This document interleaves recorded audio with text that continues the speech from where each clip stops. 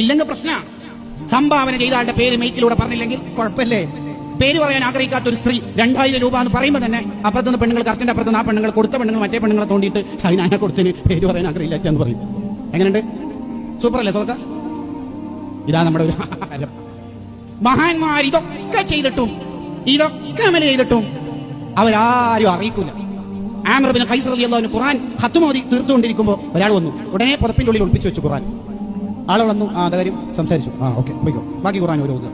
നമ്മൾ ഖുർആൻ ഓതിക്കൊണ്ടിരിക്കുമ്പോൾ റമദാനിൽ ഒരാൾ റൂമിൽ തുറന്നോളി സൂറത്ത് യൂസുഫ് ഒന്ന് തീർത്തോട്ടെ, കഴിഞ്ഞ റമദാനിൽ 3 ഹത്തേ തീർത്തിട്ടുള്ളൂ, ഇഖ്റാശി 2 5 വെള്ളത്തിലായിട്ടുണ്ടാവും.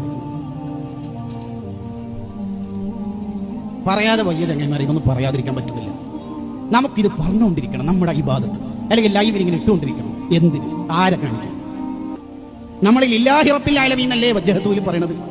അങ്ങനെയാണെങ്കിൽ നമുക്കെന്റെ ഒറ്റക്ക് നിസ്കരിക്കുമ്പോൾ ഫാത്തിഹ ഓതി ഇശാ നിസ്കരിക്കുമ്പോൾ സൂറത്ത് ഓതാതെ റുക്കൂ സുജൂദൊക്കെ ചെയ്യാം. എന്നിട്ട് രണ്ടാമത്തെ റക്അത്തിൽ എഴുന്നേറ്റപ്പോൾ ആരോ ബേക്കിന്റെ തോണ്ടി, അപ്പോൾ ഫാത്തിഹയ്ക്ക് ശേഷം ഒരു അലംതറ കൈഫ ആന്ത ഓതിയെ ബേക്കിൽ ആളുണ്ട്. എന്നിട്ട് ഒന്നാമത്തേലോ ബേക്കിൽ ആളില്ല, അപ്പൊ മുമ്പിലത്തെ അള്ളായിരിക്കാം.